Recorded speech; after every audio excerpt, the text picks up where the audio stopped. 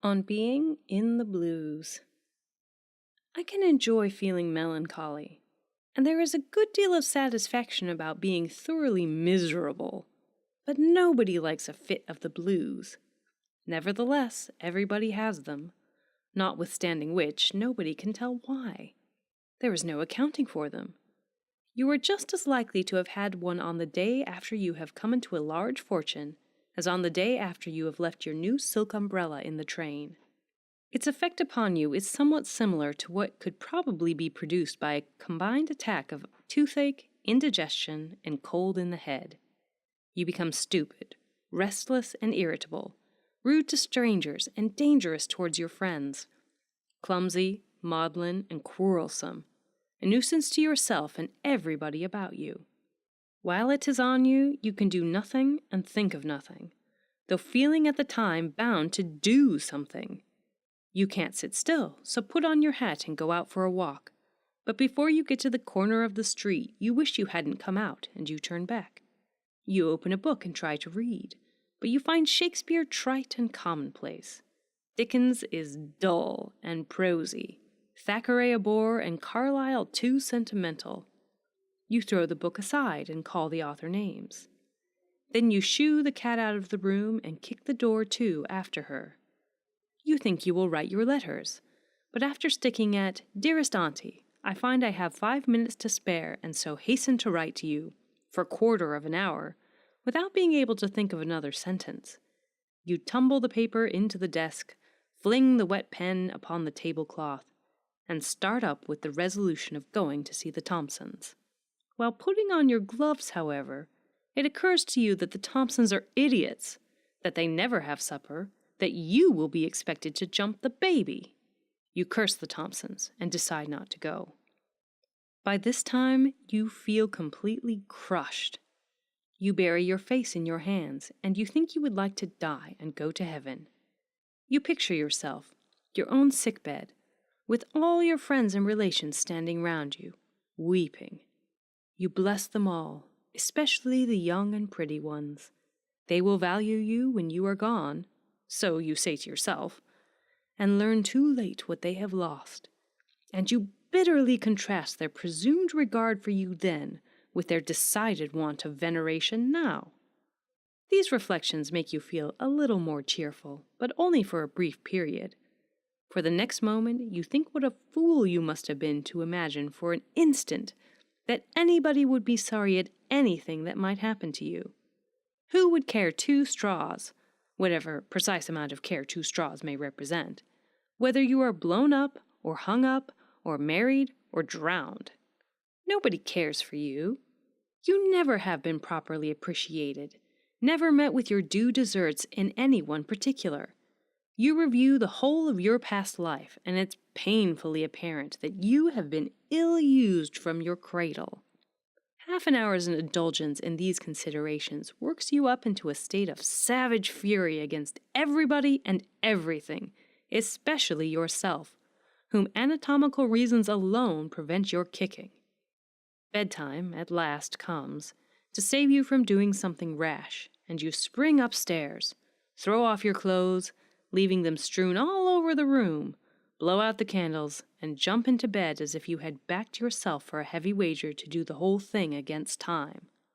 There, you toss and tumble about a couple of hours or so, varying the monotony by occasionally jerking the clothes off and getting out and putting them on again. At length, you drop into an uneasy and fitful slumber, have bad dreams, and wake up late the next morning. At least, this is all we poor single men can do under the circumstances. Married men bully their wives, grumble at dinner, and insist on the children's going to bed, all of which, creating, as it does, a good deal of disturbance in the house, must be a great relief to the feelings of the man in the blues, rouse being the only form of amusement in which he can take any interest.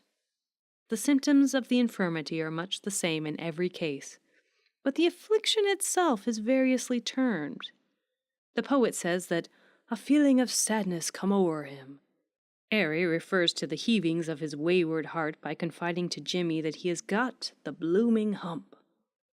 Your sister doesn't know what is the matter with her tonight. She feels out of sorts altogether and hopes nothing is going to happen. The everyday young man is so awfully glad to meet you, old fellow, for he does feel so jolly miserable this evening. As for myself, I generally say that I have a strange, unsettled feeling tonight, and I think I'll go out. By the way, it never does come except in the evening. In the sun-time, when the world is bounding forward full of life, we cannot stay to sigh and sulk. The roar of the working day drowns the voices of the elfin sprites that are ever singing their low-toned miserie in our ears. In the day, we are angry, disappointed, or indignant, but never in the blues, and never melancholy. When things go wrong at 10 o'clock in the morning, we, or rather you, swear and knock the furniture about. But if the misfortune comes at 10 p.m., we read poetry, or sit in the dark, and think what a hollow world this is. But, as a rule, it is not trouble that makes us melancholy. The actuality is too stern a thing for sentiment. We linger to weep over a picture, but from the original we should quickly turn our eyes away. There is no pathos in real misery, no luxury in real grief. We do not toy with sharp swords, nor hug a gnawing fox to our breast for choice. When a man or woman loves to brood over a sorrow and takes care to keep it green in their memory, you may be sure it is no longer a pain to them. However they may have suffered from it at first, the recollection has become, by then, a pleasure.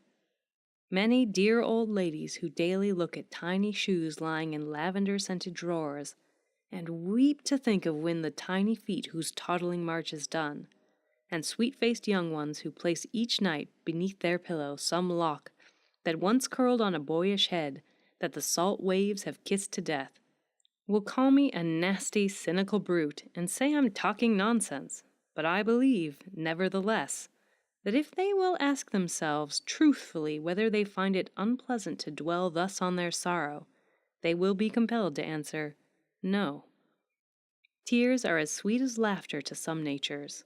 The proverbial Englishman, we know from the old chronicler Froissart, takes his pleasures sadly, and the Englishwoman goes a step further and takes her pleasures in sadness itself. I'm not sneering.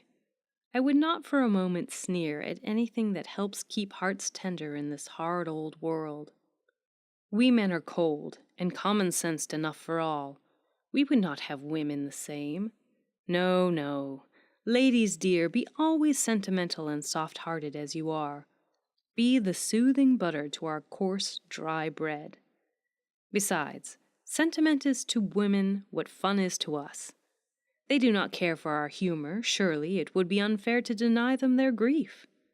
And who shall say that their mode of enjoyment is not as sensible as ours? Why assume that a doubled-up body, a contorted purple face, and a gaping mouth emitting a series of ear-splitting shrieks point to a state of more intelligent happiness than a pensive face reposing upon a little white hand, and a pair of gentle, tear-dimmed eyes looking back through time's dark avenue upon a fading past?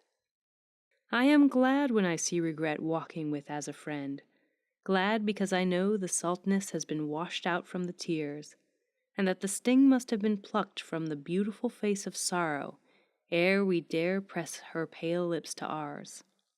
Time has laid his healing hand upon the wound when we can look back upon the pain we once fainted under, and no bitterness or despair rises in our hearts.